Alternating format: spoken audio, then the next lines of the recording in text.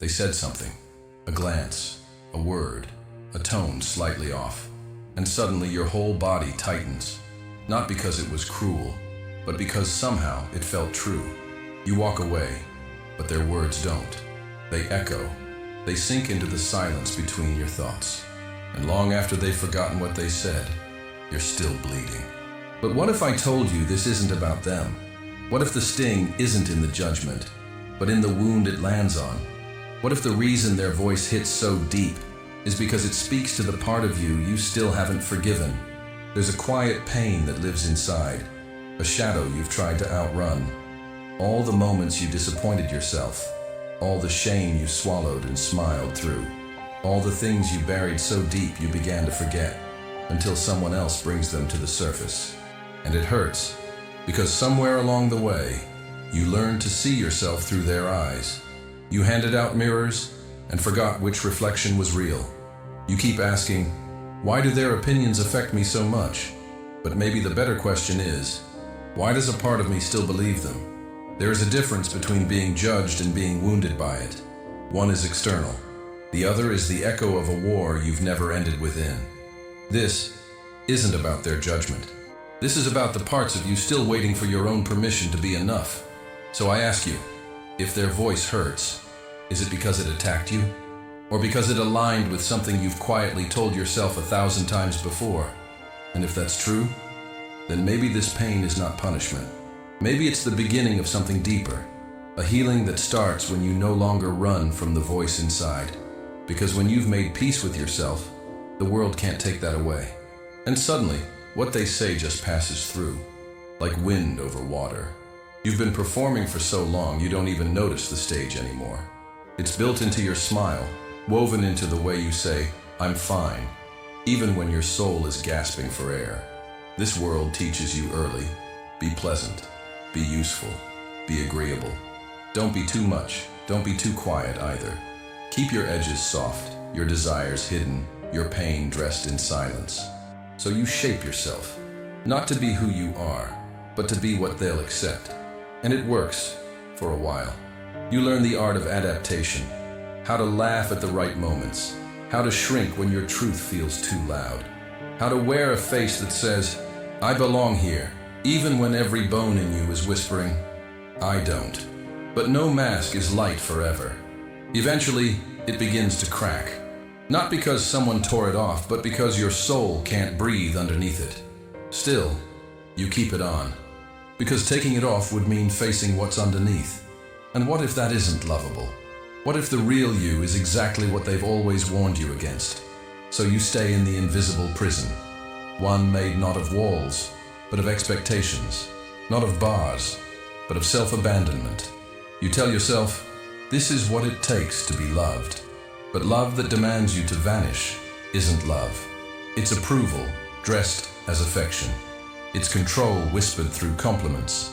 And deep down, you know. Because every time someone praises the mask, a part of you dies a little. The part that longs to be seen without it. You start to feel a quiet kind of grief. A mourning for a self that never got to exist. A self that never screamed, never danced with wildness. Never said no when everyone expected yes. You wonder, how did I get so good at disappearing? But the answer is always the same. You were just trying to survive. We all learn the same game. Play small. Smile wide. Don't need too much. Don't feel too deeply. And above all, don't let them see that you're scared, angry, wounded, real. But here's the truth no one tells you. You can't be fully loved if you're only partially seen. And the more you mold yourself to fit, the more you forget how to feel. It becomes second nature, this quiet betrayal of self. You stop asking what you want. You start measuring your worth by how well you meet their needs. Every judgment begins to feel like a verdict. Every raised eyebrow, a confirmation that you're still not enough. Still too weird, still too sensitive, still too broken. But maybe it was never your sensitivity that was the problem. Maybe it was their discomfort with someone who didn't numb themselves to survive. Maybe you were never too much. Maybe they were just not ready to witness someone who refuses to pretend. And yet, you still shrink. Because the fear isn't just about being judged. It's about being rejected after showing your real face. That's the deepest cut, isn't it? Not that they dislike the mask, but that they might walk away after finally seeing the truth beneath it. So you wear the glass smile, speak the approved lines, and walk through life like a ghost haunting your own body. But ghosts don't need to stay ghosts. And masks were never meant to be permanent. They were survival tools, not life sentences. Somewhere beneath the layers of performance, the real you still breathes, still waits, still hopes. Not to be perfect, just to be enough, without the show. So maybe this isn't about them at all. Maybe their judgment just triggers the part of you still unsure if you're allowed to exist fully. But what if you are? What if your rawness isn't a flaw, but a doorway? What if being seen, truly seen, isn't the danger, but the beginning? Because every time you abandon yourself just to belong, you teach the world that you don't matter. And every time you return to yourself, even in silence, even trembling, you begin to write a new story. One where you're not the performer. You're the truth the world forgot it was missing. Drop the mask for a moment, right here, in the comments. Tell me, what's the judgment that still echoes inside you? And what part of yourself have you been hiding just to be enough? Write like no one's watching. Maybe this is the first time your real voice gets to speak. Pain doesn't always scream. Sometimes it whispers, in the pauses between conversations, in the way you flinch at kindness, in the silence that follows your laughter. It's not always the sharp, obvious wounds that change us. Often, it's the slow erosion, the subtle ways you were taught you weren't enough, the moments when your joy was too loud, your dreams too unrealistic, your sadness too inconvenient. You carry those moments like invisible stones. No one sees them, but they weigh down every step. And the worst part? You start believing the weight is just part of who you are. But it's not. It's what you picked up in the storm of being misunderstood. And now, when someone judges you, when their tone cuts or their words sting, it reactivates the ache, not because of them, but because it lands on the scar tissue you've never allowed to fully heal. Maybe someone once told you that your emotions were too much. So now, every time you cry, a voice inside whispers, "You're weak." Maybe someone mocked your dreams. So now, when you feel inspired, another voice says, "Don't bother. Who do you think you are?" These voices don't come from the present. They echo from the past, from parents, teachers, lovers, strangers who didn't know how to hold your truth. So they shamed it. And because you were too young to fight back, you agreed with them. That's the secret contract no one talks about. Pain only lingers when we believe it was deserved. You didn't just hear the judgment. You absorbed it, made it part of your identity, called it being realistic, when in truth, it was self-abandonment. But Buddhist wisdom has always whispered a different path. Not to escape pain, but to understand it. Because suffering isn't just agony. It's information. It's a mirror. And every mirror shows you not just what hurt you, but what you're still holding on to. Forgiveness in this path is not something you do for others. It's what you offer to the younger version of yourself, the one who didn't know how to protect their heart, the one who believed silence was safety, the one who thought judgment meant truth.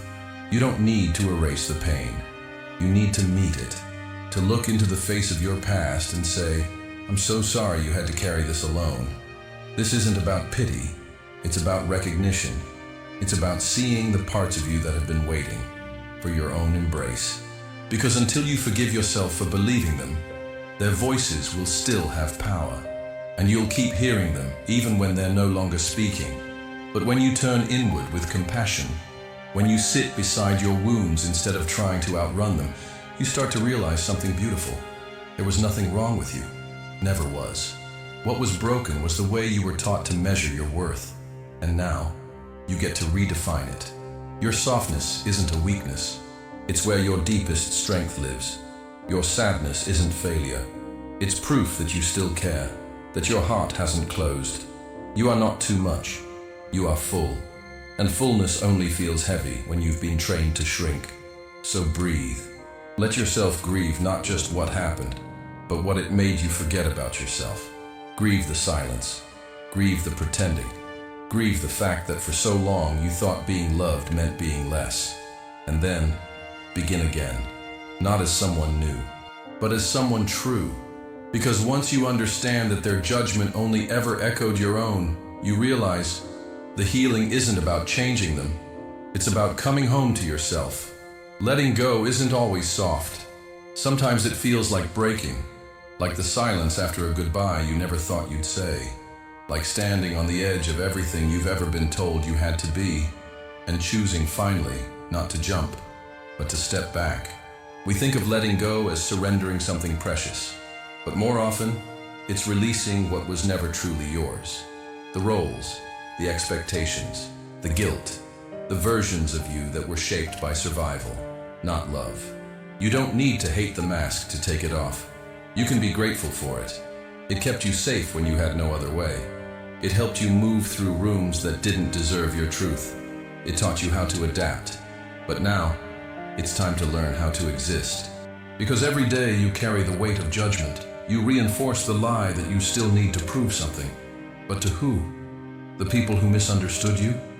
The voices in your head that sound like old wounds? The world that praises perfection while quietly crumbling under its own masks? You don't owe anyone the performance of being okay, and more importantly, you don't owe them your self-rejection just to keep the peace. This is where the paradox begins, the quiet power of letting go. Letting go doesn't mean you stop caring. It means you stop clinging. It means you stop trying to convince people to love the version of you that doesn't even feel like you. When you release the need to be accepted, you start living in a way that feels like breathing again. No more shrinking to fit into fragile molds. No more calculating your worth based on who stays. No more chasing approval like it's the currency of your existence. You begin to trust something deeper. Your presence is enough. Your truth is enough. Your being, as it is raw and real, is already complete. That's the quiet rebellion. Not yelling louder, not proving harder, but softening into the parts of you that never needed fixing. You start to notice, peace isn't found in being liked. It's found in not needing to be. That's the strange and beautiful truth. When you stop performing, you don't lose people. You lose illusions. The ones who only loved the mask were never truly with you. And the ones who remain, they meet the real you for the first time. Flawed, tender, unapologetically whole. In Buddhist experience, freedom doesn't come from winning battles. It comes from no longer needing to fight them. You don't transcend judgment by becoming invincible. You transcend it by becoming transparent, by letting it pass through you without sticking to the scars it used to activate. Forgiveness becomes your armor, not because it makes you untouchable, but because it softens your grip on everything that was never yours to carry. You forgive others not to excuse what they said, but to stop drinking their poison. And most importantly, you forgive yourself for believing you had to be perfect, for the years spent people-pleasing, self-editing, disappearing. You forgive the moment you started shrinking, and the part of you that still sometimes does. That's how healing begins, not with becoming someone new, but with giving yourself permission to unbecome everything that was never true. Letting go is not about detachment from life. It's about attachment to what's real. And real is messy. It's awkward. It's tender. It's breathtakingly human. So let yourself fall out of the performance and into presence. Let yourself walk away from the versions of you that only ever existed to be palatable, and watch how the weight begins to drop. Not because you fixed everything, but because you stopped pretending it wasn't heavy. There is a lightness that comes when you no longer carry what isn't yours, when you no longer contort yourself to fit the image others projected onto you. You become air. You become water. You move differently. Not because you're trying to be anything, but because you finally let yourself just be. And in that space, you realize they were never the ones keeping you trapped. It was the fear of not being enough without their approval. And now that fear is fading, not all at once, but breath by breath, step by step, like fog lifting, like sunlight finding the places in you that were never meant to be hidden. There comes a moment, quiet, not loud, where you stop trying to be understood. Not out of defeat, but because you finally understand yourself. It doesn't feel like a breakthrough. It feels like stillness, like the soft exhale after holding your breath for years. You're not trying to win anymore, not trying to explain, impress, convince. You're just here, breathing, belonging, not to the world, but to yourself. That's the moment the healing begins. Not when everyone starts seeing you clearly, but when it no longer matters if they don't. You begin to see all your striving, all your pleasing, all the pain from their judgment was never about them. It was a reflection, a mirror showing you where you were still at war with the person staring back. But now, you sit with that reflection, not to criticize, not to fix, but to simply witness. That face, those eyes, that story, all of it worthy, not because it's perfect, but because it's real. And real needs no justification. This is the silence that heals, the sacred space where you no longer react to every opinion, every look, every wave of disapproval. You stop being pulled by the tides of others and start standing still like a mountain in the middle of it all. Some will misunderstand this peace. They'll call it detachment. They'll say you've grown cold, but you know the truth. You've just stopped setting yourself on fire to keep others warm. This isn't coldness, it's clarity. You still care, but you no longer carry. You still feel, but you no longer fold. Because you've realized your worth was never up for debate. It wasn't theirs to give, and it's not theirs to take. You've given it back to where it always belonged, within. And now, judgment lands, but it doesn't root, it passes. Like wind through branches, like rain on skin. You let it come, you let it go, because there's nothing left to defend. You're not in hiding anymore. You don't fear being seen because you've finally seen yourself. And what you found was not shame, but tenderness. Not weakness, but depth. Not a flaw to be erased, but a soul finally remembering its shape. So you sit, maybe on a quiet morning, tea in hand, no answers needed. Just this moment. And in that stillness, you whisper to the parts of you that once begged for approval. You're safe now. You're home. You don't need to prove your goodness. You don't need to fight for love. You just need to stay. Present, honest, gentle. Because that's how healing really happens. Not with noise, but with presence.